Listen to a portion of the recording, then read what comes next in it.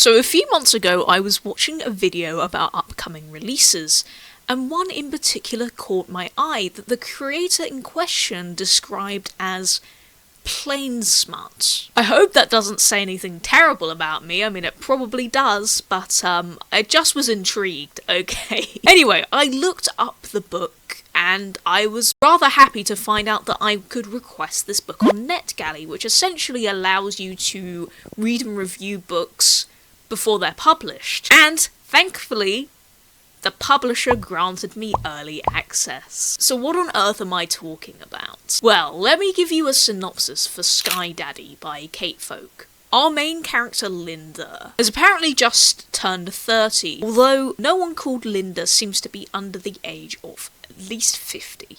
Okay. She's working as a social media moderator, the horror, and has a rather odd and disturbing secret. She's attracted to planes. Yep, I'm being deadly serious here. Who needs dark romance when you can read about this? Am I right or am I right? This book seems to be part of a recent trend of main characters falling in love with inanimate objects. We have doors, viruses, and that one's not real. Tell me that one's not real. However, the difference between those books and this one is that Sky Daddy is traditionally published. A publisher has actually paid Kate Folk to write this.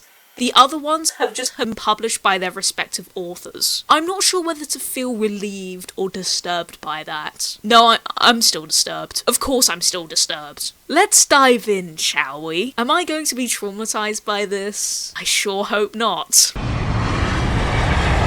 The plane stuff starts right away, with our main character Linda laying out her intentions to get married to a plane, something that can apparently only happen when the plane crashes. I have no idea why that is. It just is. I feel like this may be a theme of this book. She describes one such plane as a, quote, playful lover. I'd rather not know what she means by that, thank you very much. If you're wondering where this attraction to planes comes from, she alludes to a flight to Chicago that she went on when she was 13, where the plane dropped 50 meters and instead of terror, she felt pleasure. I did not mean for that to almost rhyme. She hopes for her fate to be delivered sooner rather than later, so she can, quote, still enjoy it. I don't think a normal person would enjoy dying in a plane crash, but we can hardly call this main character normal, so good for you, I guess, if that's what you want to do. I'm not gonna judge you. I'm still judging her. I'm definitely judging her.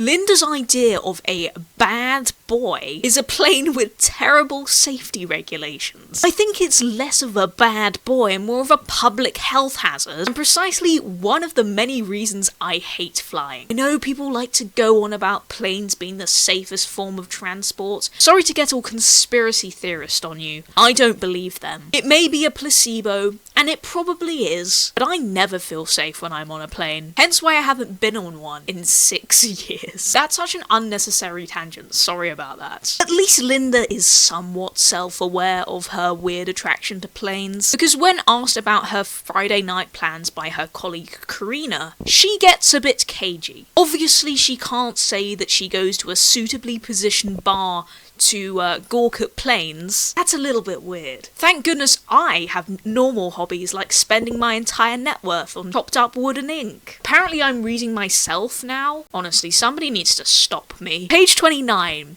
and she's already comparing the features of conventionally attractive men to planes. We also have this direct quote when she makes a vision board to lay out everything she wants to do in the next quarter. You don't want the universe to think you're obsessed with planes. Of course she pretends that she wants to travel more and marry a pilot, but it's ironic, isn't it? She mentions going on a, quote, flight binge around the time of her father's death, which is the first confirmation that Linda may be depressed, even suicidal. Well, she does want to end up in a plane crash. It's not exactly a far leap. Her idea of going on a date is literally any flight ever, and she thinks that turbulence means that the plane is lusting after her.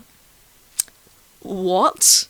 In order to get closer to the planes that she loves so much, she decides she needs to date a pilot and signs up to a dating agency called Pilot Date. I mean, the author wasn't very creative with that. It's all in her effort to try and snag some cheap flight tickets. She might not understand a lot of, plane science, but at least she understands probability.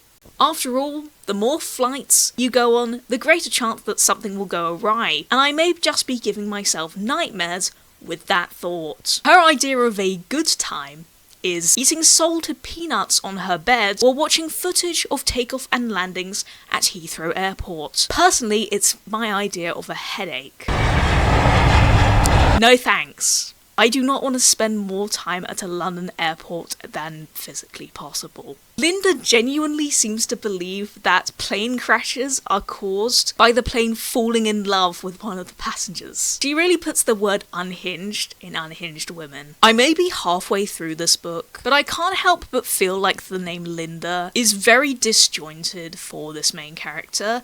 It does not suit her at all. So at around 150 pages through the book, she starts developing, should I say, a friendship with one of the higher-ups at her company. She starts going on flights with this man, and on one of said flights, they do something rather unspeakable in public as the plane lands. Yeah, the term friends here is a bit inconclusive. Ironically, Linda's only friend, Karina, has kind of the opposite problem. She has an irrational fear of flying and thinks it's her destiny to die in a plane crash. A little bit like Linda, I guess, but for completely different reasons. And Linda finds the prospect of taking a flight with her so-called doomed friend enticing. I'm not going to say she has some serious problems because I think that's a given thing, don't you? Later on, Linda goes on a bit of a flying rampage, chasing one particular type of plane. Yep, she's so obsessed that she has an app on her phone telling her about all the flights that are just passing overhead. I guess like a sort of plane Tinder in her eyes. Once she's blown all her money on 17 plane tickets, she concludes that said plane has rejected her because it keeps landing safely. It really surprises me that Linda doesn't actually have a passport. Surely that would spice things up if she had access to Ryanair cheap flights, like all the YouTubers did a few years ago. She could go on a lot more dates if the flights were only costing like 10 quid or something. I also think we may need to worry about the author, because whenever she hears a plane's engine overhead, she, quote, checks to see which fine gentleman is flying above me. Right, let's get into the review portion of this video before I really do lose my mind once and for all. So pretty much as soon as I finished this book, I realised I had no idea what rating I was going to give it. It's not a 1 or 2 star, though neither is it a must-read or a book that I would consider particularly great, so it gets 3 stars from me. It's allegedly in conversation with Herman Melville's Moby Dick. I cannot pass judgment either way because I have not read it. Honestly, call me deranged myself, but I feel like this could have been more unhinged, or, since we're dealing with planes, unwinged. I picked this up out of pure curiosity, right?